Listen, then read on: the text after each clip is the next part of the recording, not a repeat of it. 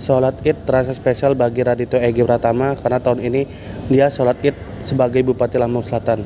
Ia mengaku bahagia bisa sholat Id bersama dengan masyarakat di Masjid Agung Kalianda Senin 31 Maret 2025. Bupati Lampung Selatan Radityo Egi Pratama mengaku merasa bahagia karena bisa sholat Id bersama masyarakat. Sholat Id tahun ini merasa begitu spesial pasca saya dan Mas Saiful dilantik sebagai Bupati dan Wakil Bupati.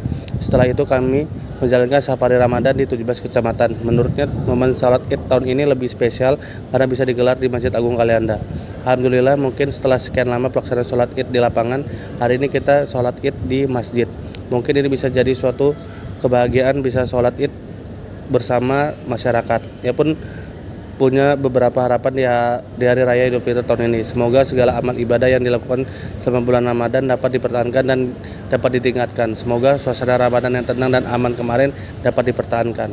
Ya tentu ini alhamdulillah, mungkin sekian lama pelaksana sholat Id ini kan banyak di lapangan. Hari ini kita mengadakan di Masjid Agung dan ini merupakan sholat Id pasca saya dan Mas Saiful dilantik.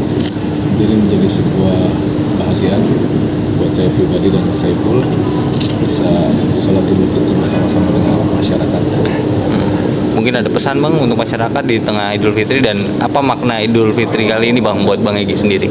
Dan pertama pesan untuk masyarakat, ini segala amal ibadah yang dilakukan selama bulan Ramadan tetap dijaga, akan mungkin dipertahankan dan ditingkatkan nanti di bulan-bulan berikutnya nggak kendor.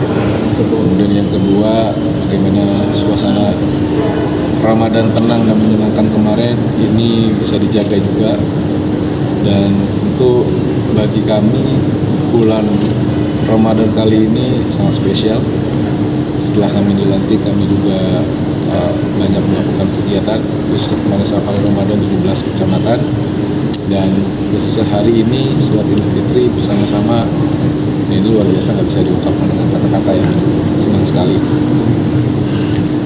Pak Wabub mau ada tambahan? Cukup. Oh ya, terima kasih Pak.